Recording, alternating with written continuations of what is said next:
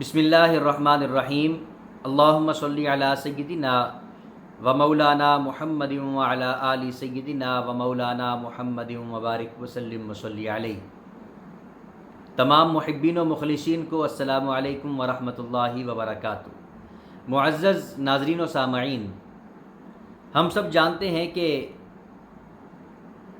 اولاد کے ذمے اللہ جل شانہ نے والدین کے کچھ حقوق رکھے ہیں، لیکن شاید یہ بات ہم کم ہی جانتے ہیں کہ جس طرح اولاد کے ذمے والدین کے حقوق رکھے گئے ہیں، اسی طرح والدین کے ذمے بھی اولاد کے کچھ حقوق رکھے گئے ہیں۔ چنانچہ اگر والدین اپنے ان فرائض کی ادائیگی کا اور اولاد کے حقوق کی ادائیگی کا اہتمام کریں تو پھر انشاءاللہ یہ اولاد بھی والدین کے حقوق ادا کرنے والی بنے گی۔ لیکن اگر والدین خود اولاد کے حقوق ادا نہ کریں اور یہ خواہش اور تمنا رکھیں کہ اولاد ہمارے حقوق ادا کرے گی تو یہ خیال محال ہے، اور اس طرح کا خیال رکھنا یہ شاید عقل مندی کی بات نہیں ہے۔ چنانچہ ہمیں یہ بات ذہن میں رکھنی چاہیے کہ اولاد اللہ جل شانہ کی نعمت ہونے کے ساتھ ساتھ اس کی طرف سے ہمارے پاس ایک امانت بھی ہے، اور اس امانت کا تقاضا یہ ہے کہ ہم اولاد کے حقوق کی ادائیگی کا اہتمام کریں۔ اولاد کے حقوق کیا ہیں جن کی ادائیگی والدین کے ذمہ لازم ہے؟ تو اگر ہم احادیث مقدسہ کا مطالعہ کریں اور حضور رحمت عالم صلی اللہ علیہ وآلہ وسلم کے فرامین اور آپ علیہ الصلوۃ والسلام کے عمل کو دیکھیں، صحابہ اکرام کے عمل کو دیکھیں، تو ہمیں چند باتیں معلوم ہوتی ہیں جن کو کہا جا سکتا ہے کہ یہ والدین کے ذمے اولاد کے بنیادی حقوق ہیں۔ سب سے پہلی بات یہ ہے کہ جب بچہ پیدا ہو تو اس کے دائیں کان میں اذان اور بائیں کان میں اقامت کہی جائے۔ یہ اولاد کا پیدا ہوتے ہی والدین پر پہلا حق ہے۔ پھر اس کے بعد 7ویں دن بچے کا عقیقہ کیا جائے اور اس کا خوبصورت بامعنی اسلامی نام رکھا جائے، اور پھر اس کے بعد اگلا حق یہ ہے کہ جب بچہ بولنے کے قابل ہو جائے تو سب سے پہلے اس کی زبان پر لفظ اللہ جاری کروایا جائے، یعنی اللہ کا نام اس کو یاد کروایا جائے، اللہ کا تعارف اس کو کروایا جائے۔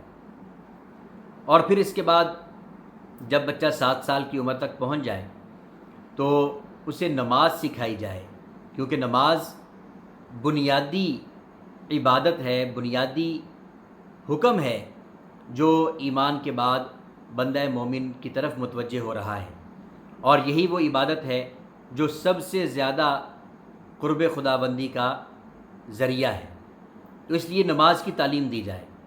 پھر جب بچہ 10 سال کا ہو جائے تو نماز نہ پڑھنے پر اس کو تنبیہ کی جائے، اور پھر اس کے بعد اس کا اگلا حق یہ ہے کہ بچے کی دینی تعلیم و تربیت پر خاص طور پہ توجہ دی جائے، اور اس کے بعد مزید حق یہ ہے کہ بچہ جب بالغ ہو جائے، نکاح کے قابل ہو جائے تو مناسب رشتہ تلاش کر کے جلد از جلد نکاح کا اہتمام کیا جائے، اور رشتہ طے کرنے میں اولاد کی رضامندی اور ان کی رائے کا بھی لحاظ رکھا جائے۔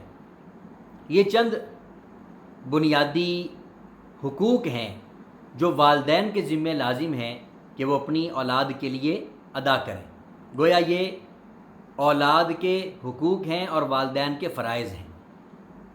اگر والدین اپنے ان فرائض کو ادا کریں اور اولاد کے ان حقوق کی ادائیگی کا اہتمام کریں تو پھر یہ اولاد کل کو جوان ہو کر، بڑی ہو کر والدین کے حقوق لازماً ادا کرنے والی بنے گی۔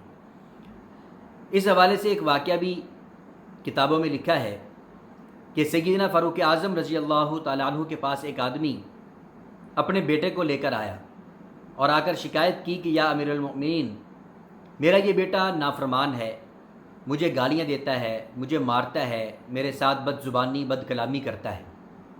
تو فاروق اعظم رضی اللہ تعالیٰ عنہ نے اس بیٹے کو تنبیہ کی، اسے ڈانٹا۔ تو بیٹے نے سوال کیا کہ امیر المؤمنین مجھے ایک بات بتائیے کہ کیا صرف والدین کے حقوق اولاد کے ذمے لازم ہیں یا اولاد کے بھی کچھ حقوق ہیں والد پر؟ تو فاروق اعظم رضی اللہ تعالیٰ عنہ نے فرمایا کہ ہاں، باپ پر اولاد کے بھی کچھ حقوق ہیں۔ تو اس بیٹے نے کہا کہ آپ کچھ بتائیے کہ والد کے ذمے اولاد کے حقوق کیا ہیں، بنیادی حقوق کیا ہیں؟ تو فاروق اعظم رضی اللہ تعالیٰ عنہ نے فرمایا کہ باپ پر اولاد کا پہلا حق یہ ہے کہ وہ اپنی اولاد کے لیے نیک ماں کا انتخاب کرے، نیک ماں کا انتخاب کرے۔ دوسرا حق یہ ہے کہ جب بچہ پیدا ہو تو اس کا اچھا بامعنی نام رکھے، اسلامی نام رکھے۔ تیسرا حق یہ ہے کہ اس کو دینی تعلیم سکھائے۔ تو اس نوجوان بیٹے نے کہا کہ امیر المؤمنین، میرے باپ نے میرے ان تینوں حقوق میں سے کوئی بھی حق ادا نہیں کیا۔ میرے باپ نے ایک فاحشہ عورت کے ساتھ شادی کی، تو گویا اس نے بطور ماں میرے لیے فاحشہ عورت کا انتخاب کیا۔ دوسری بات، جب میں پیدا ہوا تو میرے باپ نے میرا نام جعل رکھا۔ جعل کا معنی ہے گندگی کا کیڑا۔ اب یہ نام بھی میرے باپ نے غلط رکھا۔ پھر تیسرا حق آپ نے بتایا کہ دینی تعلیم و تربیت، تو میرے باپ نے مجھے دین سے دور رکھا، دین نہیں سکھایا۔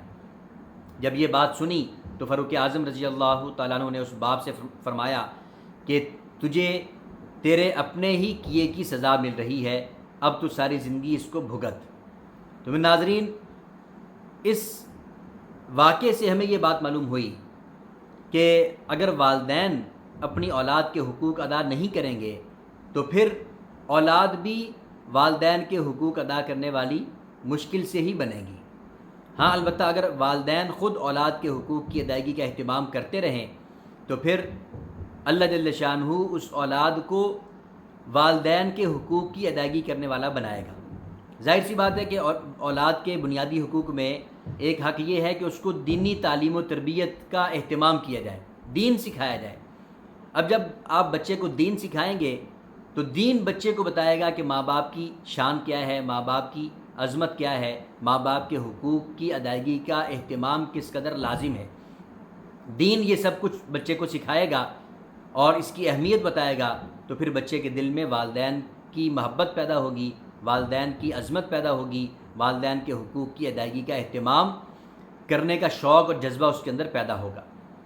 حضور علیہ الصلوۃ والسلام نے ارشاد فرمایا کہ اللہ رحم کرے اس والد پر جو نیکی کرنے میں اپنی اولاد کی مدد کرے، یعنی نیکی کے کاموں میں اولاد کے ساتھ تعاون کرنا، اولاد کی حوصلہ افزائی کرنا اور نیکی کا شوق اور جذبہ ان کو دلاتے رہنا، نیکی کرنے پر ان کو انعام دینا یا انعام کا لالچ دے کر ان کو نیکی کی طرف راغب کرنا، کیونکہ چھوٹے بچے جو ہیں وہ اس طرح جلدی آمادہ ہو جاتے ہیں۔ آپ بچے سے کہہ دیں کہ بیٹا اگر آج آپ 5 نمازیں باجماعت ادا کریں گے تو میں رات کو آپ کو 100 روپے بطور انعام دوں گا۔